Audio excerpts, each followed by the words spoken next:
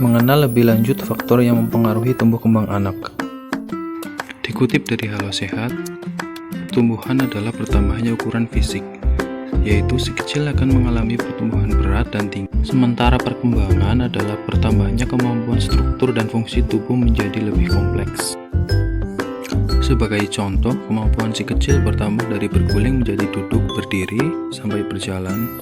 Kemampuan ini harus berkembang sesuai dengan umurnya. Perkembangan otak yang sangat pesat pada usia di bawah 2 tahun. Pada periode ini disebut periode kritis perkembangan dan merupakan waktu yang tepat untuk melakukan pemulihan bila ada gangguan perkembangan. Terutama yang perlu dia perhatikan dan dilakukan orang tua adalah stimulasi atau kegiatan merangsang kemampuan dasar anak. Stimulasi pada anak usia 0-6 tahun akan membantu anak agar tumbuh dan berkembang secara optimal. Beberapa stimulasi yang dapat dilakukan seperti: yang pertama, stimulasi kognitif. Stimulasi verbal dapat mempengaruhi kemampuan kognitif anak.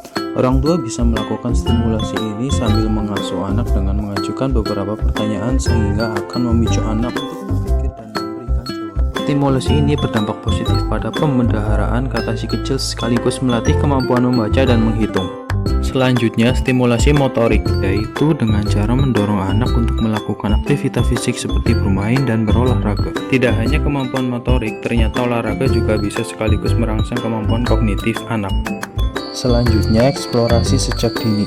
Dengan membiarkan anak bermain dan bereksplorasi, ia akan mulai terlatih dalam beberapa hal, diantaranya anak bisa menentukan dan mengambil keputusan sendiri, berani mencoba, berimajinasi, melatih kemampuan baru, menjadikan lebih percaya diri, menikmati setiap tantangan baru.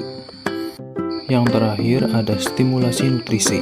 Stimulasi nutrisi bisa diartikan memberikan atau menyediakan berbagai vitamin makanan sehat yang kaya akan gizi termasuk vitamin dan mineral untuk si kecil, seperti memberikan sayuran, buah-buahan, sumber protein seperti daging dan ikan adalah beberapa contoh nutrisi yang paling baik untuk anak. Selain itu, susu formula juga bisa membantu memenuhi kebutuhan nutrisi harian anak. Dalam melakukan stimulasi tumbuh kembang anak, ada beberapa prinsip dasar yang perlu diperhatikan, yaitu stimulasi dilakukan dengan dilandasi rasa cinta dan kasih sayang. 2. Selalu tunjukkan sikap dan perilaku yang baik karena anak akan meniru tingkah laku orang terdekatnya. 3. Berikan stimulasi sesuai dengan kelompok umur anak. Gunakan alat bantu atau permainan yang aman, serta pastikan kebutuhan nutrisi harian anak terpenuhi. Sekian.